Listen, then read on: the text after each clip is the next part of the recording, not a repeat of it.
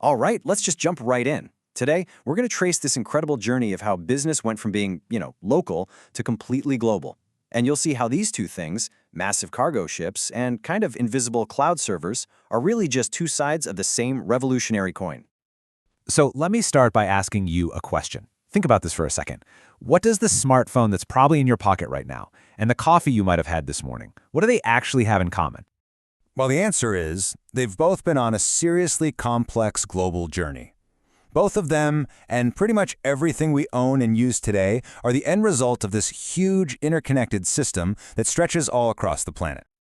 And that brings us right to our first big topic. Welcome to the global economy. We're going to really unpack the forces that connect our world.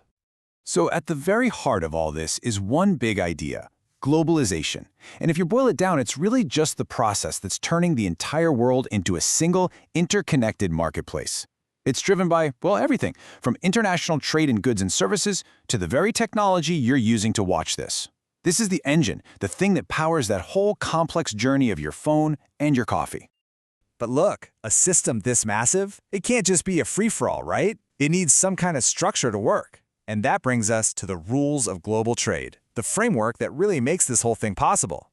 And one of the most powerful tools in this entire framework is something called foreign direct investment, or FDI for short. This is basically when a company or even an individual from one country puts money into a business in another country. A classic example, a car company building a factory overseas.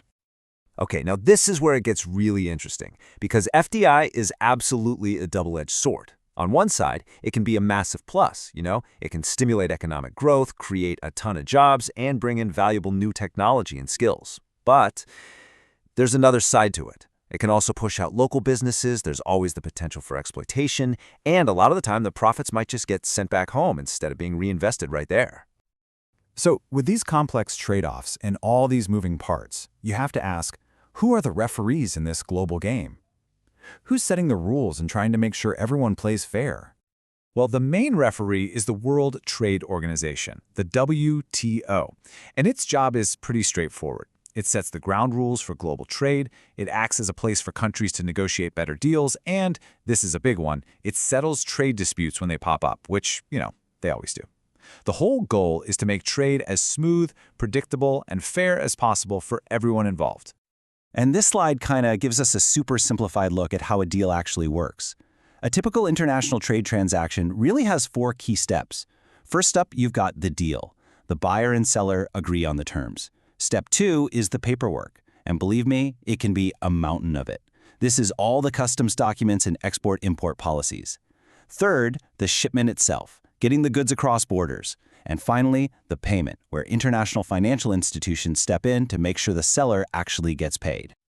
Speaking of those financial institutions, 2 of the biggest players you'll hear about are the IMF and the World Bank.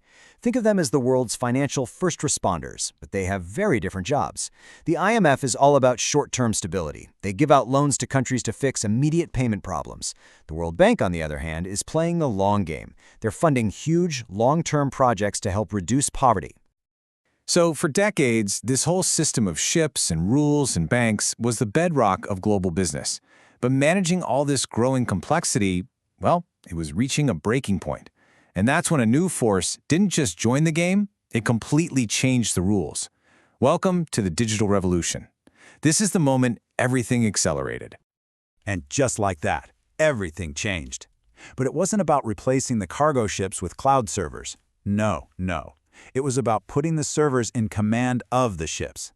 Information technology didn't get rid of the old system, it created this incredibly powerful new layer of intelligence right on top of it, basically rewiring how business works on a global scale.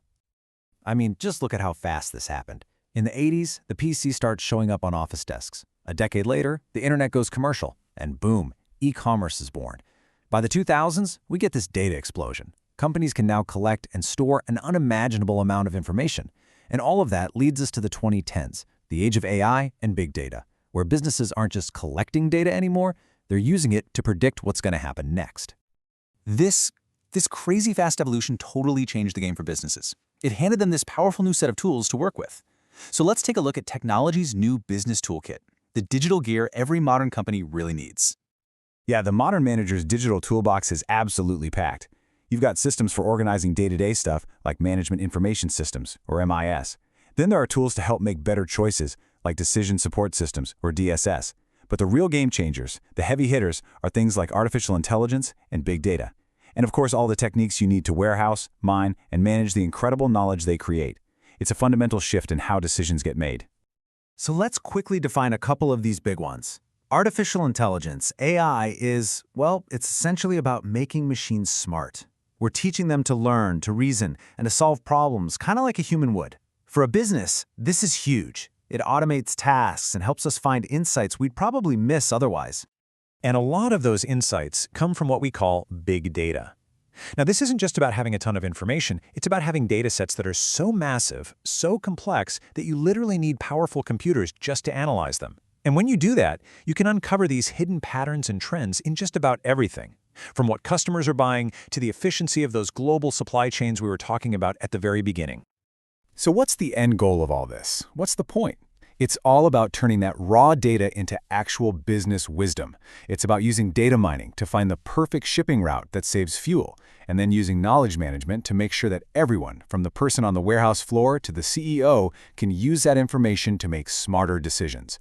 It's the servers making the ships run better. See how it all connects? Which brings us to our final and maybe most important thought here. All of this leads to the biggest challenge we're facing right now: managing our technological future. And that really leaves us with this one big question. In an era where technology is changing faster than we can even adapt to it, how do we manage its future so that it benefits everyone, not just a select few? That, right there, is the challenge that defines international business today.